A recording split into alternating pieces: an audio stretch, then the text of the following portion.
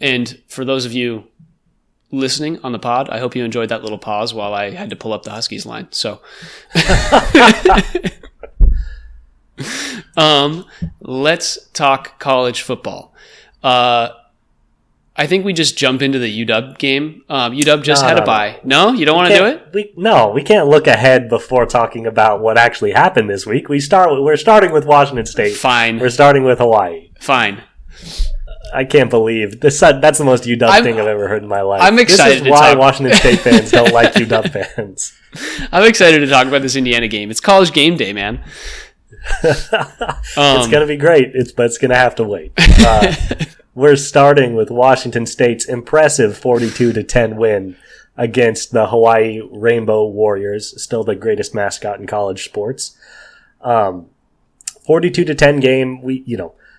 Honestly, there's not a ton to say because we sniped this in our prediction last week. It was we said before it was a get-right game for this Washington State team, a get-right game for their offense, leading into this kind of final, Mountain West stretch of games as they attempt to secure the Pac-12 championship and chase potentially a playoff spot. And they did just exactly what they needed to do. Dropped 42 points. They were up 21-3. This game was never in doubt. And I really liked what I saw from John Mateer. First and foremost, he did a great job throwing the ball, 23 of 27 for 300 yards, 3 touchdowns, and no picks. It's a 156 QBR. It's amazing. But I also really like the fact that his rushing attempts were way down, which is something we were talking about. He needs to dial that back. He needs to dial it in. 8 for 34, 2 touchdowns on those 8 runs, which is still, guy's so dangerous in the red zone with his legs. But I really like that he's like, no, I'm sticking in the pocket. I'm going to be a pocket quarterback, and he was super effective. Yeah, the one thing that we talked about with this team previously was John Mateer's inefficiency, basically. He was basically completing 50% of his passes, if not less, for a majority of the first half of the season. And yeah, like you said, he goes 23 of 27 in this game for almost 300 yards. That's just really efficient quarterbacking. That's stuff that we'd love to see from Geno. Like those are amazing numbers. Obviously, Mateer accounting for 5 touchdowns, 3 by his arm, and then 2 running the ball is just crazy statistically. He accounts for 35 of Wazoo's 42 points. Is just kind of unreal. But yeah, I think overall, he obviously spread the ball super well. He had 4 players with at least 4 receptions and 50 yards on the receiving side of the ball. I was literally about to call out that stat. Yeah. That's incredible. That's incredible. Spreading the ball around. And of those 4 guys, each of them had a long of at least 27. Like, that is spreading the ball around, and 3 of them had touchdowns. Those are just really good numbers. And obviously, Hawaii is not a great defensive team. They're 2-5. It's not like we're, writing down that Mateer is a Heisman favorite at this point. But it is something to note that was Mateer's game where he really honed it in. And honestly, Wazoo's defense additionally was able to pounce on the and generate turnovers. So just a really good all-around game by Wazoo there, and was happy to see them get right and continue on their path to hoping to make the playoff. Yep. Not a lot to be said. Get right game coming up for them. San Diego State. The first and probably second or third hardest game left on their schedule as they, enter this real Mountain West stretch here. San Diego State, Utah State, New Mexico will all be fun, and then the big Oregon State game. So it was nice to see them tune up a little bit against Hawaii, and then let's see the push coming up here. And now, after doing what should have been done, we can talk about UW football. One thing I do want to say, congrats to Wazoo. They are bowl eligible. I don't think they were bowl eligible last year. Just really cool for them to be back in it. And I'm sure they'll play a really fun game whenever they play their bowl game, whether that's in the playoff or not. I think it's going to be good for their program, and it's going to be great for them to be seen on a national stage. So good call. Love that. Big Crimson. And Wazoo's minus 14.5 against San Diego State. I'm calling that they're going to hit that one as well. So love that. Send it. In terms of UW, they did not play last week, and that was either super necessary or it was the worst 2 weeks of their life because they lost 40-16 against Iowa. And they were either thinking about that or they were thinking about this game and getting right against a 7-0 Indiana Hoosiers team that's sitting at 13 in the country and looking a little scary. It's college game day. It's in Indiana. It's going to be really fun in Bloomington. Indiana is very, very heavily favored in this game. The spread is -6.5, but the matchup predictor by ESPN has them with an 84% chance to win. It's not looking great from the Washington side of things. John, either talk me out of this despair that is in my gut, or talk me into Indiana and why we should be rooting for them to be a college football playoff contender. Well said. I was like, bro, I'm not talking you out of your despair. This is not going to go well. No, let's talk about that other thing, which is how great Indiana's been this season. What an incredible story for them. This is why, and I guess here's my semi-hot take. I'm really not sure how hot it is. I don't care if you don't like NIL. I don't. It's so good for college football. Players just care about money now. Shut up. Nobody cares about that. There is so much more parity in college football now than there has been for the last 2 decades. And it's all thanks to NIL. It is not a surprise that we're suddenly seeing Alabama losing to Vanderbilt and Notre Dame losing to, Northern Illinois. Yeah. These things are happening because there's now incentive to not be the second best corner on Alabama when you can be the best corner on Vanderbilt. These things are leading to a huge parity shift in college football, and I love it. And I love seeing Indiana, a great historic college football program, taking advantage of that and really being able to rebuild this team into a contender.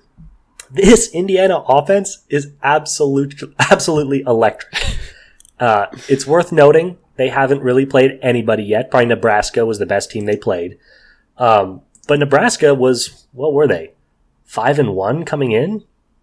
Nebraska's been a pretty good team over all things considered. 3, 4, 5. Yeah, they were 5-1 with their only loss coming to number 20 Illinois. And they got absolutely waxed by Indiana, 56-7 last week. That was a game we thought might have college football implications for either team. Turned out it was just one team. This Indiana team, the lowest scoring game they've had was their opening week, 31 points. Since then, the second lowest is 41 against Northwestern.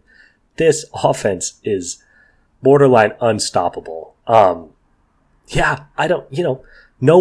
This is a classic, no way game to me. The way this UW team is built, they can contend with teams that are going to score low to medium amounts of points. This is why they struggled against Wazoo. They're not a team that's going to put up 35. And you bet your ass Indiana's putting up 35. Yeah. So one thing to note, they scored 31 against Florida International, and I am sure that is because their starters came out after the first half. Indiana has been really, really good offensively for the entire season. Like you said, 41 points is the minimum other than that game.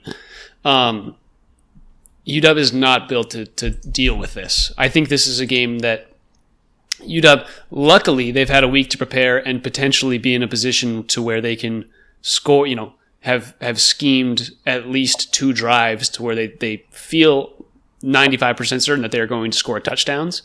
But the problem is UW has really struggled with turning the ball over, especially recently, especially in that Iowa game.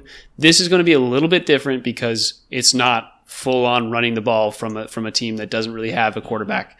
Indiana's quarterback is 1,800 yards right now for 13 touchdowns and 2 interceptions. That's Will Rogers. 1,900 yards for 15 touchdowns and 3 interceptions from the Indiana quarterback. It's a good quarterback matchup when you look at it, but the way that they've spread the ball out and been able to score is just so different. Statistically, you look at this, and Washington may have a chance because of the way that they match up offensively, but defensively, Washington will just not be able to stop this team, and Indiana just needs 2 stops, and they'll be able to run all over us. So it's looking a little scary. And their running game's really solid. Curtis Rourke at quarterback has been awesome. They just have weapons everywhere. I'm not liking the matchup at all. Do you know what the line is? 6.5. All I see is win percentage. It's Indiana by 6.5. I'll tell you what. I don't know about that. I think the only reason you would look at that line and go, "Oh, maybe there's a chance," is because it's College game day. They want this game to be good because it's going to follow such a big event. But I'm looking at this game and very scared for our Huskies. They also, we've talked about this previously, they haven't won a game on the road. They still haven't. And they've looked a little rougher in their Big Ten affairs when they've been playing the better Big Ten teams. So they're kind of where we thought they would end up, in that 6th to 8th spot in the conference. We didn't really expect them to be great. We expected them to be better than 4-3 at this point of the season, but we were my 8-4 prediction and your 7-5 prediction may even be a little bit higher than we thought. So we'll see where this goes, and it's going to be a tough stretch. Like we've said, they've got Penn State coming up and number 1 ranked Oregon now, which that's something to note. Penn State is number 3 in the nation. Oregon is number 1 in the nation. And Indiana is obviously number 13. Those are 3 of the top 13 teams. All 3 of those teams are coming up in UW's schedule. It is going to be a rough stretch. 3 of the next 5 weeks. It's going to be absolutely brutal. Yeah. I'm not sure what there is to say about UW. I'm not quite done talking about Indiana. Wanted to do a quick shout out. 341 points for through 7 games this season.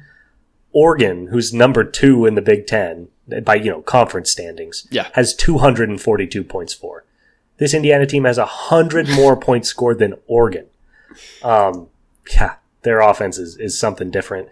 It's also worth noting this is a really big game for Indiana. Their schedule has been cake, which is part of why they're only ranked 13th. Yep. Not trying to be disrespectful to Nebraska. They didn't look very good last week, but UW is either the 2nd or 3rd best team that Indiana will play all year.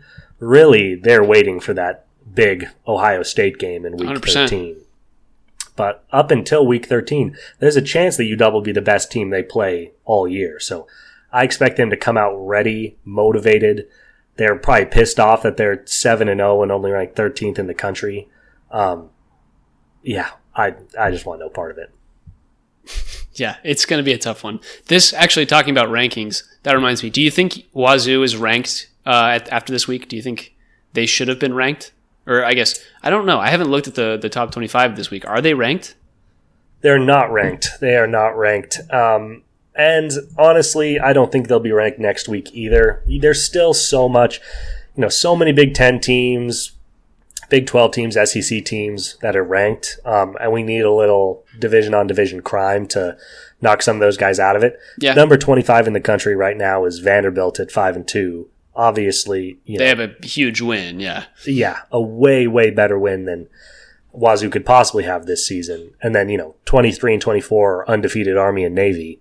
This is going to be a waiting game. I still think this is a team has a chance to make the top 12, but they'll have to go undefeated the rest of the stretch, like we said. And, we'll probably see Missouri fall out when they take a couple losses. Illinois could fall out. Pitt could fall out. Ole Miss is 5-2 already. They could fall out.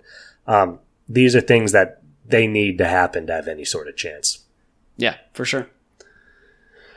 All right. Did we get through all the football, John? 50 minutes of football. Is there anything else you want to say before we jump into another sport? If I have to say one more word about football, I'm going to scream.